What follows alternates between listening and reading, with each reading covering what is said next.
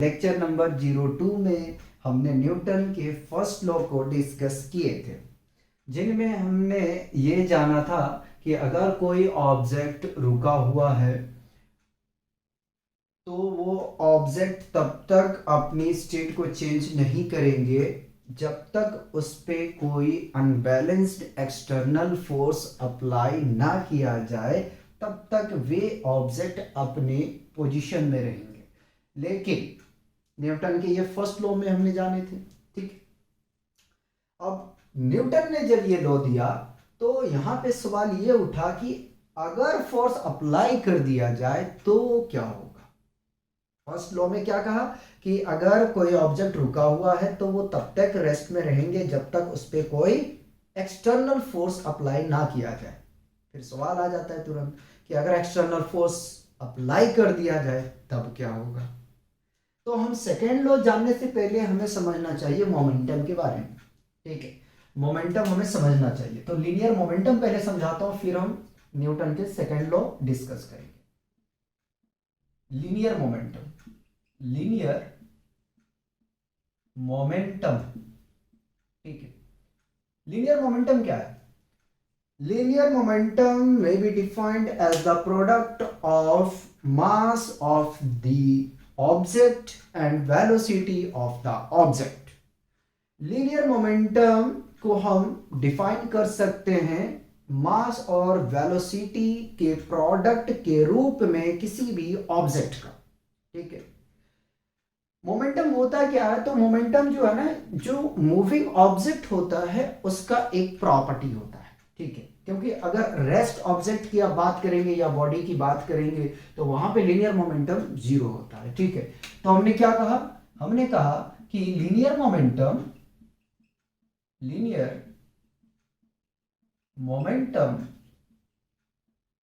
may be defined as the product of mass of the body या object लिख सकते and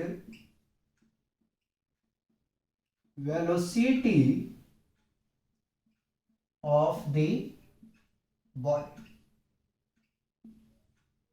P is equal to m into v, ठीक है। ये formula होता है, ठीक है। तो लीनियर मोमेंटम क्या होता है? लीनियर मोमेंटम होता है मास और वेलोसिटी का प्रोडक्ट, ठीक है। तो मोमेंटम जो है उसी डायरेक्शन में होंगे जिस डायरेक्शन में आपका वेलोसिटी होगा, या तो जिधर आपका वेलोसिटी होगा उसी डायरेक्शन में मोमेंटम होगा। तो ये तो फॉर्मूला हो गया, ठीक है। अब थोड़ा सा और इसको क्या करते हैं, डीप में चलते हैं, ठीक है। The SI unit of momentum is देखो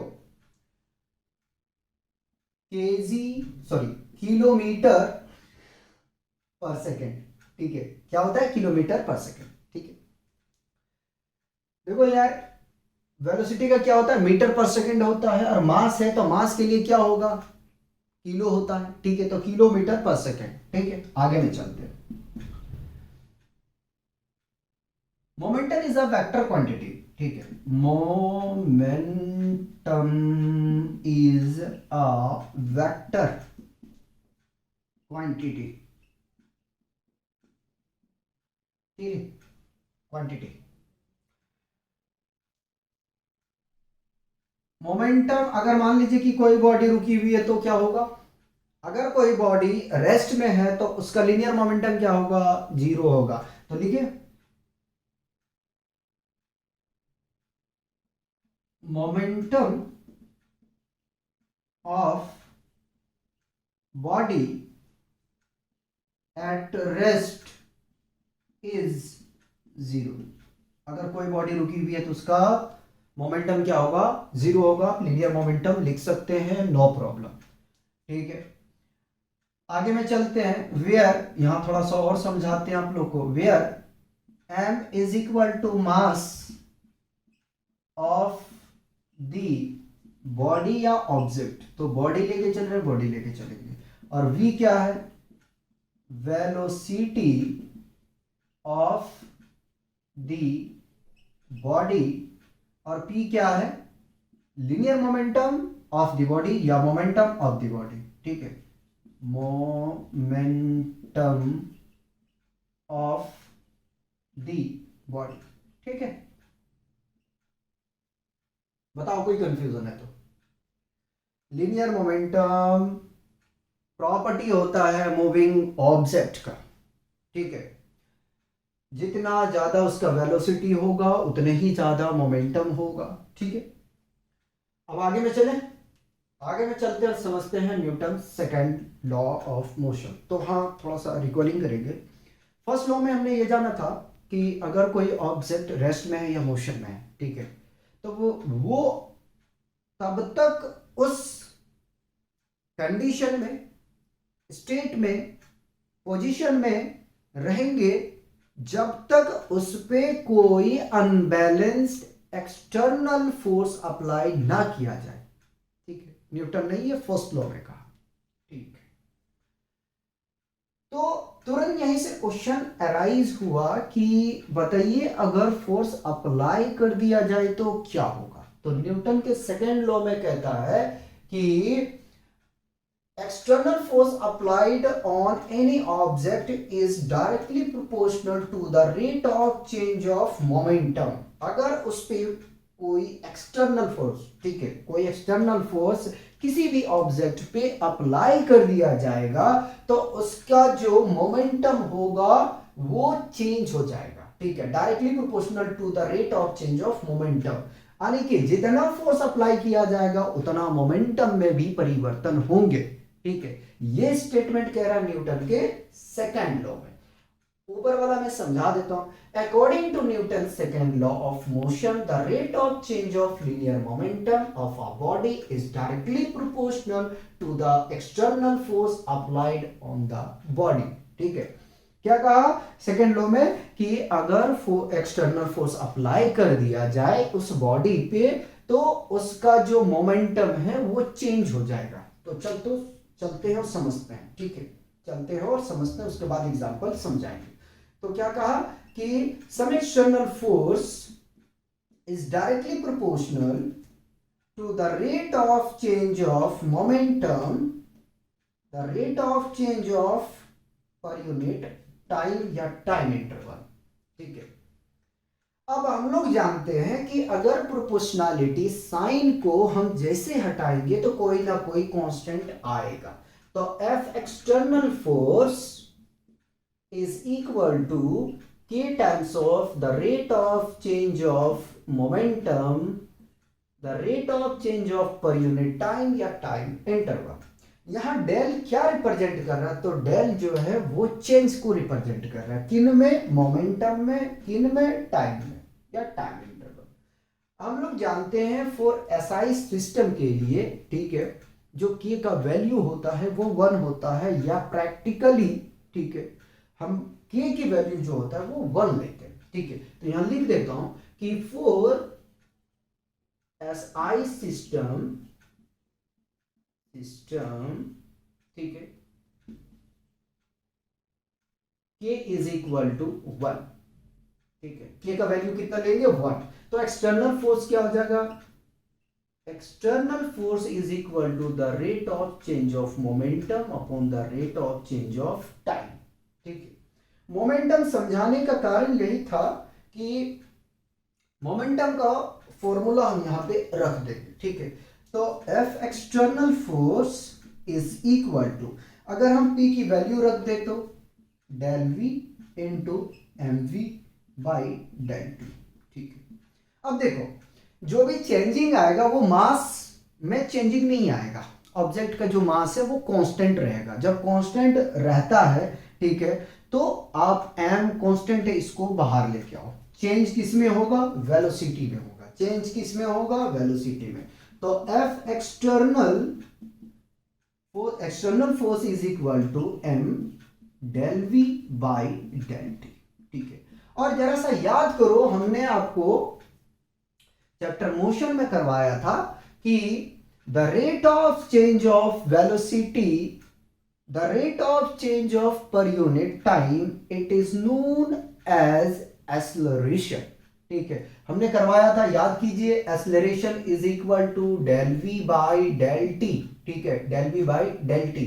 ठीक है, और डेल वी का मतलब क्या हुआ था? डेल वी का मतलब यही हुआ कि final minus initial by time interval. ठीक है, एक्सेलरेशन का यही फॉर्मूला हमने जाना था।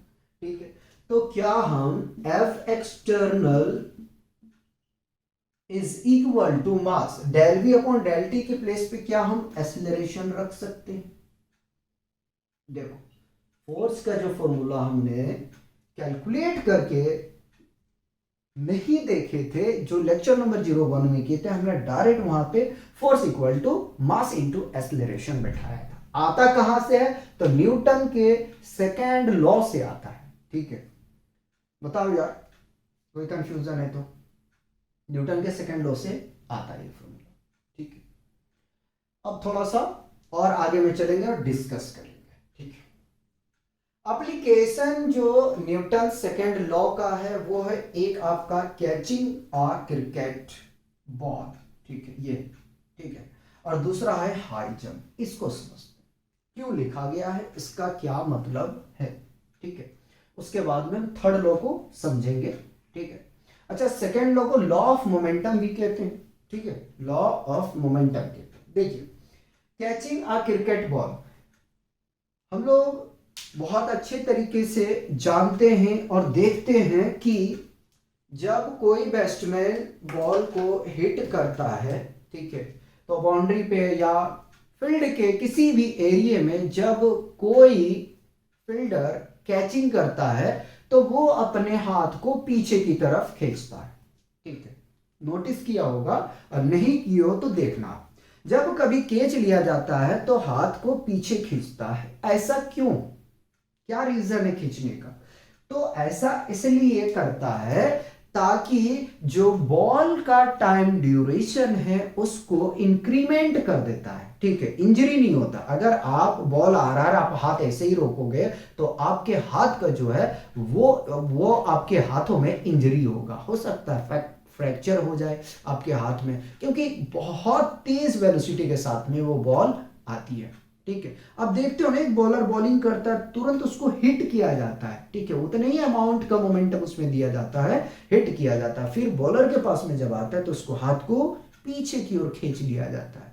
खींचने का मेन मकसद यही है कि उस बॉल का जो है वो टाइम ड्यूरेशन बढ़ जाता है, और टाइम ड्यूरेशन जब बढ़ जाता है तो जो एक्सेलरेशन होता है भाई वो घट जाता है। कितना घटता? v minus you by T. Acceleration घट जाता है, कितना डिक्रीज हो जाता है? v minus you by T, जिसके वजह से बॉल जो है जब वो हाथ को खींचता है तो एक्सेलरेशन इतना डिक्रीज हो जाता है। ठीक है, डिक्रीज हो जाता है, और कैचिंग करने के बाद में बॉल स्टॉप हो जाता है, रुक जाता है। तो हमने क्या कहा? हमने कहा कि कैचिंग अ क्रिकेट बॉल, जब एक बैट्समैन बॉल को हिट करता है या कोई थ्रो करता है, तो जब बॉल को वो कैचिंग करता है तो अपने हाथ को पीछे की तरफ खींच लेता है। इसलिए खींचता है ताकि उस बॉल का जो टाइम ड्यूरेशन है वो बढ़ जाए और एक्सेलरेशन डिक्रीज हो जाए। कितना डिक्रीज हो जाए? v minus you by T, जिससे इंजरी नहीं होगा उस प्लेयर के हैंड में। ठीक है, और एग्जांपल लेते हैं जो आपने बिल्कुल देखा होगा। ठीक है, एक हम लेते हैं, पहले हाई जंप को समझते हैं। ठीक है, देखिए, किसी फ्लोर से अगर आप ग्राउंड पे डायरेक्ट जो है जंपिंग करोगे, ठीक है, तो क्या होगा? ये होगा कि आपका पैर का फ्रैक्चर होने की चांसेस होते हैं, इंजरी होने का चांसेस होता है। ठीक है, लेकिन वहां पे भी हम क्या करते हैं? वहां पे भी हम खड़ा नहीं रहते। आपने देखा होगा जब कूदते हैं तो हमारे जो दोनों पैर होते हैं उसको फोल्ड कर लिया जाता है। ठीक है, फोल्ड कर लिया जाता है। सेम रीजन है जो रीजन हमने इसका दिए है। ठीक है, लेकिन यहां समझाना हम ये चाहते हैं कि अगर मान लो कि अगर हम फर्स्ट मंजिल से कूद रहे हैं, ठीक है, तो वहां पे पैर में इंजरी होने के बहुत ज्यादा चांसेस हो जाते हैं। लेकिन अगर वहीं पे अगर कोई सैंड रखा हुआ है, ठीक है, या तो हम कह सकते हैं बालू रखा हुआ, रेत रखा हुआ, उसके ऊपर जब हम कूदते हैं तो क्या होता है कि हमारे पैरों में इंजरी नहीं होते। ऐसा क्या हो जाता है कि पैर में इंजरी नहीं होता। तो देखो यार, होता यह है कि जो मिट्टी या तो बालू रखे हुए, रेत रखे हुए, उसमें क्या होता है कि डायरेक्ट हमारा जो जमीन पे है वो फ्लाइट नहीं होता बॉडी, ठीक है, डायरेक्ट नहीं टकराता है। वो जो रेत होता है, रेत क्या करता है कि टाइम ड्यूरेशन को बढ़ा देता है और एक्सेलरेशन को घटा देता है, जिसकी वजह से चोट नहीं लगता है। ठीक है, एक एग्जांपल और देते हैं, ठीक है, अच्छे से समझ में आ जाएगा। आपने देखा होगा जो कॉकरी आता है, ग्लास वगैरह जो आता है,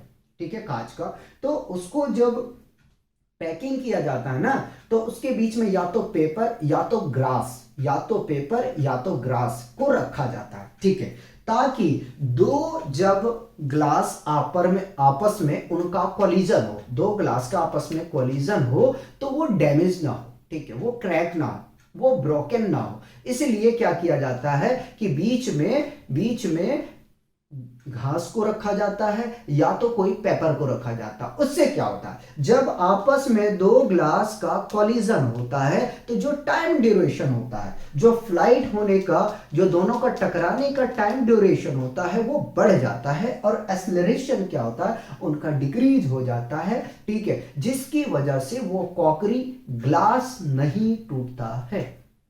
मेरे हिसाब से प्रॉब्लम नहीं आना चाहिए। 3 एग्जाम्पल हमने लिए, ठीक है, एक हमने जंपिंग का लिया, दूसरा कैचिंग का लिया, तीसरा हमने लिया है ग्लास का, ठीक है। तो ये एग्जांपल किसका है, न्यूटन सेकंड लॉ का, ठीक है। अब थर्ड लॉ हम देखेंगे, एक्शन रिएक्शन जो है उसको हम देखेंगे। पहले इसको क्या करेंगे, रफ करेंगे, उसके बाद में उसको हम समझाते हैं। पहले इसे कॉपी किया जाए।